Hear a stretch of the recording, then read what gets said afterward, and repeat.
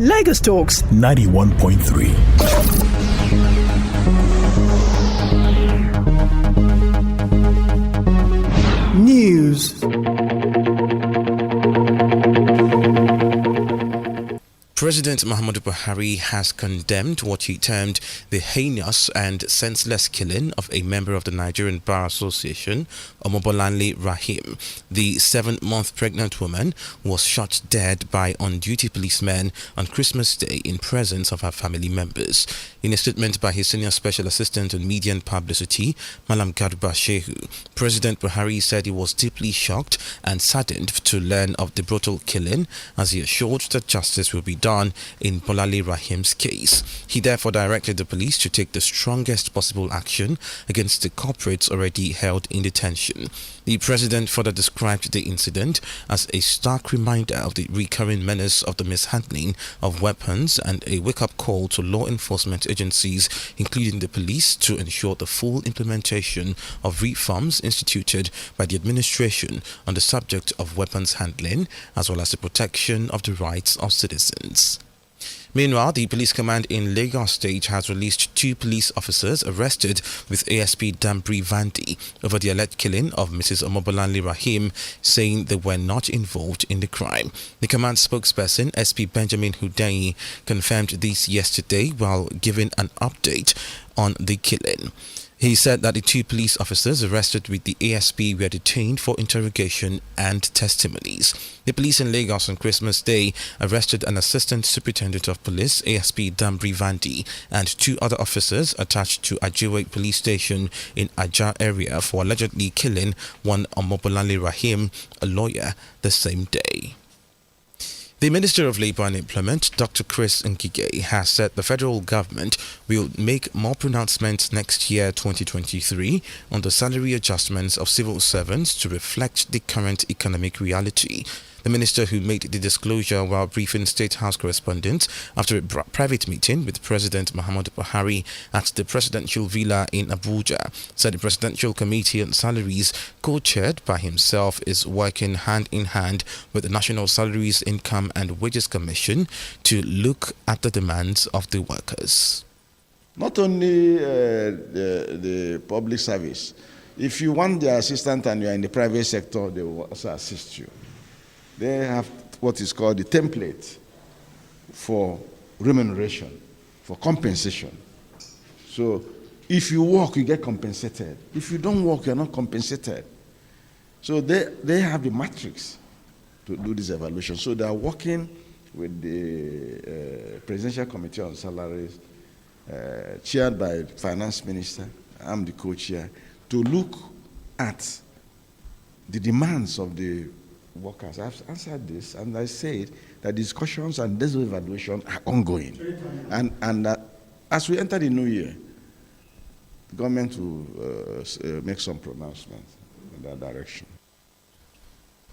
Our correspondent Raliat Adinaka reports that the minister, who commented on the outstanding salaries request by the Academic Staff Union of Universities ASU, said that the issue is pending at the National Industrial Court, noting that the matter is out of the hand of the executive. Because it's one of the issues that was referred to the National Industrial Court for determination, whether a worker who is on strike should be paid in violation of Section 43 of the Trade Disputes Act, which says when you go on strike, the consequences are this. Number 1, you will not be paid, you will not be compensated for not going to work. To enable your employer keep the industry or his enterprise afloat, that money should not be given to you. That compensation should not be given. Is there? Section 43, 1. That there's a second leg to Section 43. It also says that that period you were on strike will not count for you as part of your pensionable period of work in your service. That leg, government is not yet touching it. But the leg of no work, no pay have been triggered off by that strike. So we are asking the court to look at it. The National Population Commission, the NPC, has reassured Nigerians that the 2023 national census would be credible, reliable and accurate. The Commission's chairman, Nasir Kwara, who made this known during a press conference in Calabar on Tuesday, said that by 2050, Nigeria would be the third most populous country in the globe, going by her growth rate, as presently Nigeria is the sixth most populous nation in the world. According to him, the 2023 enumeration exercise would be the first in Africa where every participant would be geographic divided. He added that the Commission had planned the 2023 census activities in such a way that it would not get entangled in the political process, had no political undertones, but purely for data collection for national planning. The group of 5 governors, G5, elected on the platform of the People's Democratic Party, PDP, have travelled to the United Kingdom for another strategic meeting. The group, led by the Rivers State Governor Nyesom Wike, includes Okeze Kpiazu from Abia, Samuel Otom, Benue, Seyi Makinde of Oyo State, and Ifeanyi Ugwuanyi of Enugu State, alongside other party leaders, including Chief Bode George. Professor Jerry Gana have formed an integrity group against Atiku Abubakar, the party's presidential candidate in the forthcoming presidential election. Report says the governors would be back in Nigeria on December 30 for Wike to attend his scheduled meeting with the Ogoni Council of Chiefs on December 31. The G5 governors have been calling for the resignation of the PDP's national chairman, Dr. Iyorchia Ayu, as the minimum condition for peace in the party and to join the presidential campaign council of the party's presidential candidate, Atiku Abubakar. The presidential candidate of the Labour Party, Peter Obi, has announced Akin Osuntokun, a former aide to President Olusegun Obasanjo, as the new Director General of his campaign council. Osuntokun replaced former DG of the Obi Dati campaign organization, Doyin Ukukwe, who announced his resignation in a letter following a federal high court ruling in Abuja that convicted him of violating the Money Laundering Act. The Labour Party National Chairman, Julius Abure, who announced Osuntokun as the new campaign DG, described the former Managing Director of the News Agency of Nigeria as a worthy and trustworthy replacement for Ukukwe. Osuntokun became the Southwest leader of the party after he defected from the People's Democratic Party to the Labour Party in August 2022. Governor Ben Ayade of Cross River State has expressed sadness over the incident that claimed 7 lives during the Bikers Carnival at the ongoing Calabar Carnival on Tuesday. The incident occurred when a Toyota Camry car lost control and rammed into onlookers during the day 5 of the annual carnival, also leaving 29 with various degrees of injuries. A government statement said that Governor Ayade was devastated by the incident and directed security agencies to apprehend the motorist who was on the run. While sympathizing with the victims of the accident and their families, the governor ordered immediate investigation to unravel how the motorist beat security barricades to have access to the routes which are closed to the public. The governor also directed the immediate discontinuation of the Bikers Parade in honor of the victims of the accident, while promising to ensure the culprit is arrested and brought to book. Ayade, however, sued for calm. The Lagos State government has shut the kiddie section of Wonderland Lagos after a fun seeker was electrocuted at the event venue. The Director General of the Lagos State Safety Commission, Larry Mujola, in a statement said the closure was to prevent further exposure of attendees, particularly kids, at the venue to prevent accidents that can lead to injuries and fatalities. Mujola further disclosed that the event venue owner, Ezekiel Adamu, had refused to implement safety measures prescribed by the Commission, despite several meetings at the onset of the project following an initial safety inspection exercise carried out on the venue to deliberate on safety infractions observed within the facility.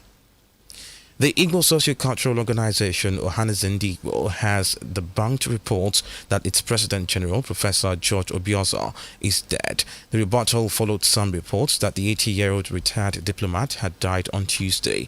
Reacting to the report, the National Publicity Secretary of the group, Dr. Alex Ogbonia, said Obiozor is very much alive. Also, the group's Vice President General, Dr. Kingsley Dozier, dismissed the rumor as unfounded while advising people against fake news. You're still listening to the World News. Moving on to the foreign scene, Angola's Supreme Court has ordered the preventive seizure of assets of Isabel dos Santos, daughter of former President Eduardo dos Santos, deceased last year. This is the second seizure of Isabel dos Santos' assets in Angola since 2019. The court order covers 100% of the shares of the company Embal Vidro, of which the defendant is the beneficial owner, as well as the balances of all bank accounts owned or co-owned by the daughter of the former Angolan president. Also included are Isabel dos Santos' shares in mobile networks in Mozambique, Cape Verde, and Sao Tome and Principe. According to the Supreme Court, the businesswoman damaged the Angolan state in over 1 billion euros in other criminal cases, with evidence of embezzlement, influence peddling, economic participation in companies, and money laundering. Russia has banned oil sales to countries and companies that comply with a price cap agreed by Western nations earlier this month. The price cap of not paying more than $60 per barrel of Russian oil, which was agreed by the G7 group of nations, Australia and the EU, came into force on December 5. Russia has now said its oil and oil products will not be sold to anyone, imposing the price cap with effect for 5 months from February 1 until July 1, unless Russian President Vladimir Putin gives special permission to supply to countries that fall under the ban. Moving on to business news, at least 6,047 bank verification numbers (BVNs) of bank customers have been placed under the Central Bank of Nigeria watch list for fraudulent transactions. This was contained in the CBN Financial Stability June 2022 report published in December 2022. The report also noted that 11,871 BVNs have been watchlisted as deceased persons this year. The report disclosed that the Apex Bank conducted an assessment of 28 banks and the Nigerian Interbank Settlement System to ascertain compliance with the regulatory framework for BVN operations and watchlist for the Nigerian banking industry in the review period.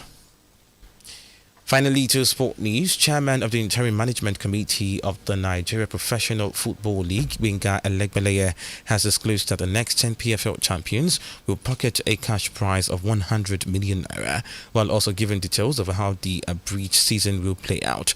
Elegbeleye also gave further details about the prosecution of the season, insisting that the draw for the abridged season will be held today, Wednesday, and will be live on television. He also assured that the IMC will be transparent in dealings with match officials and airing clubs. Kai Havertz and Mason Mount's early strikes helped Chelsea ease to a 2-0 win over Bournemouth on Tuesday to snap a dismal run of 5 Premier League games without a win. Despite moving up to 8th on the log, 6 points shy of the top 4 with a game in hand to come, yesterday's victory came at a cost as defender Reece James limped off on his return from the knee injury, which kept him out of England's World Cup campaign. Elsewhere last night, Marcus Rashford scored 1 and created another as Manchester United beat Nottingham Forest 3-0 and moved to within a point of the top 4. The final match of the round takes place tonight as Leeds United host Manchester City. Lagos Talks 91.3.